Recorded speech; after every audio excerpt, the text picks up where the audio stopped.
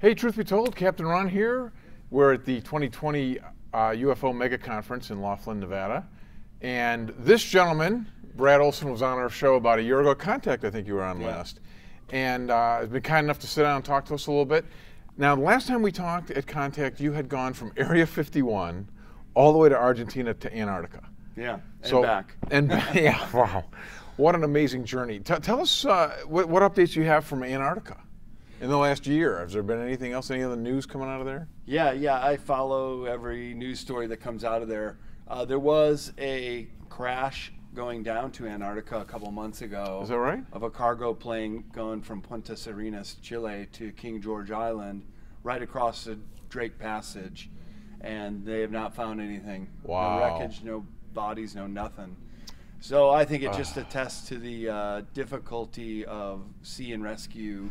You said going over there was a hell of a thing. You got sick and everything? Very sick, oh, man. On the way down. Took our Dramamine. It wasn't as big as seas coming back, but it's just laying in your bunk for days at a time to do it.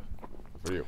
So then I've also been following other stories related to anything with the craft under the ice, with the... Now, why do they jump to it's a spaceship? If it's that large, there's supposedly some of the ice has melted. Now we can see this craft under the ice down there that some people have seen. You tried to go down to see it, actually, right? Was that the idea? Well, that was the idea. Yeah. It's such a vast continent that getting around is not so easy. Right. We were just on a boat. We can only do day trips off the boat, so unless we got really lucky and something happened to be there. But been following this story about the Conan base in New Schwabenland, the old German claim. Yeah, and right. I have maps from the Cold War era. The Germans never left. They never left this New Schwabenland area. And one of the coordinates is for this, maybe it's not even a craft, some kind of massive machine.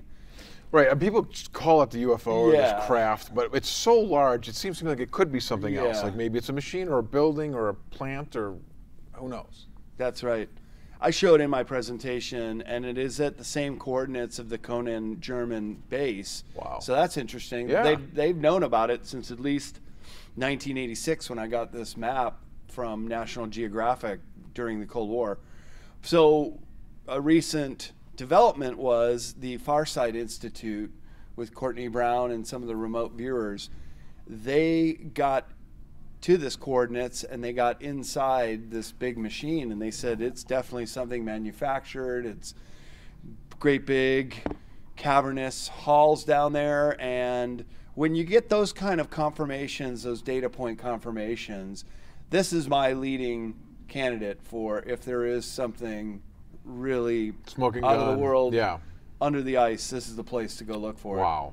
And there's been other little bits of smoke, like when they had the data dump for the guys that had the Fitbits. Yeah. And all these Illuminati people went down there, right? All these high-end people from the government and stuff. And it's interesting. I mean, it's interesting. It's just another piece of the puzzle. Why would they be going to Antarctica? That's right. And I have a friend that works down in McMurdo just about every season. He's there right now. He was there during the John Kerry visit, and they came in and out of McMurdo. And John Kerry just went somewhere for a couple days. Nobody would say where. I mean, where do you go in Antarctica is the big thing. And you said there's really nothing there. It's only scientific people there, right? That's right. It's only science bases from certain countries. Yeah, you can have the military bringing in supplies or emergency evacuation, but per the Antarctica Treaty, there is no military exercise allowed. And so they don't want you blowing stuff up, shooting off missiles, practicing. Yeah. It's not allowed. So if another country sees you doing it, they'll tell on you. But the distances are quite vast, and I'm sure the military has certain presence for certain support capacities, but they're really not there to do anything that we've heard as far as covering any of this stuff up, or maybe some of this craft is theirs that they couldn't get out. But there is a leave no trace behind policy, so you can't even build a base and say I don't want to do anything here anymore and leave it. You have to pull everything out of there. Yeah, that's interesting. It's also interesting, isn't it? You said, I believe, that part of like near the South Pole is a no-fly zone. That's right. Why would that be? Why do you think that? What's their explanation for that? Right. Well, they are doing these tests called the Ice Cube, which is under the ice, which are highly sensitive monitors. But my friend Bernie, who works at McMurdo, said they take in all their cargo via these big cat tracks, and they also fly it in. So why do you need a no-fly zone if people can fly in? So it's over this one quadrant, and this is the quadrant near the South Pole that Brian S., one of Linda Moulton Howe's whistleblowers, said he saw this massive hole in the ice. It's like the Admiral Byrd stuff, right? Like the Admiral Byrd stuff, Right, also from years near ago. the South Pole. Sure. So there again, you have connecting data points that Yeah. make you kind of wonder. Now the third one is the massive no-fly zone. They don't even let you go near there. It's a hard one to believe, though. I mean, that's a big Leap of faith. big leap of faith to say there's a hole that big. But we Right. do have this account from years ago from Admiral Byrd. Yeah. We do have an account from this guy, so it's interesting that there's at least another one. We need more. Yeah. Now, it seems like if this thing's under the ice, it seems like there'd be a way we could see it. Right. Like either from a satellite, Google Earth, something, right? Yeah. Well, I show in my presentation that Google Earth definitely masks out certain areas, Yeah, and they I've do heard it rather sloppily. Like they'll just do it right across a hill line, and you can see the Yeah, it looks the like white there's a piece of square. tape Yeah. over it, yeah. Just taped it out.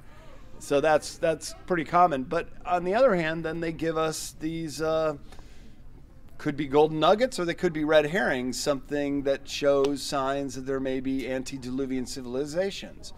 But again, since the distances are so vast and it's so hard to corroborate any of this stuff or go visit these sites you may see on Google Earth, they just go unexplained, really. And Well, could this be something else? Could this be something that our government's using for whatever reason? I don't know, testing weather, whatever, and they just don't want to release that? I mean, could it be something as benign as that? it could be as benign as that. And you mentioned the Fitbit, and I did discover that one location where those Fitbits were recorded, they're just doing a triathlon in the winter at the Union Glacier. Oh, is that right? Well, see, there you go. Yeah, so sometimes there's very logical explanations for it. But when these stories come out and people just jump to these things, Yeah. it's tough. But then it turns out it's as simple as that. Simple as that.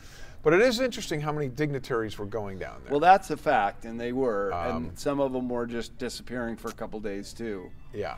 And these guys weren't running marathons, believe me. I've seen Probably these not. guys. They No, were they're not. Yeah. Too big a belly. Right. How many?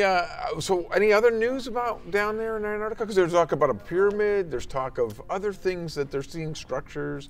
Or do you think that's nonsense, or do you think there's something to some of this? So I spoke to a group that does private expeditions, and I may have an opportunity to go down with a film crew next season.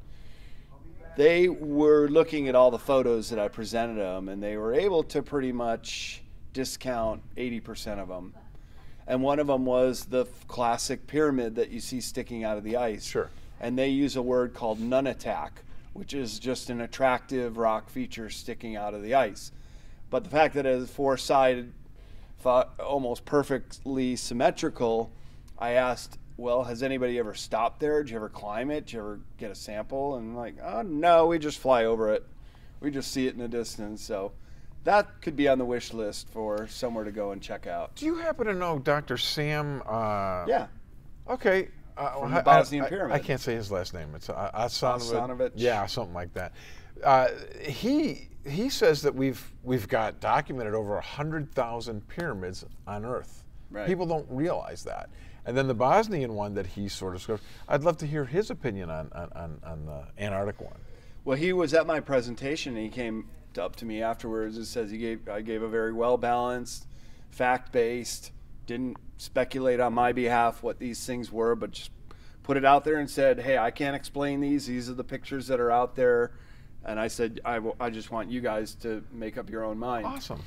And so I just try to be as factual as possible. On the other hand, I take a lot of criticism because I didn't find the big UFO or Right. Edge of Wonder interview. If you read the comments, or with Carrie Cassidy, it's like, he just went down to see the penguins. Well, we saw a lot of penguins. Right. It wasn't what I went to go see, but as far as I know, I'm the only researcher that actually went down there with the sole express purpose of trying to find some of this stuff It out. was so exciting when you were going. We were like really excited about it, and that just getting there is such an adventure. Yeah, and it was only 1 year ago and a week that I was Yeah. getting off the boat. It's crazy. Southern Patagonia, right around this time of year ago. You guys had to go through getting sick. You had to go through all the Even the way you do it, it's just like from a movie where you have to go to the bar, and you got to find a guy to get you over to get a transport. You got. Yeah. It's not like this simple thing. You book it on Expedia and off you go. And it turns out even just getting the money through the banking systems of South America, Oh my God, getting a transfer was very difficult.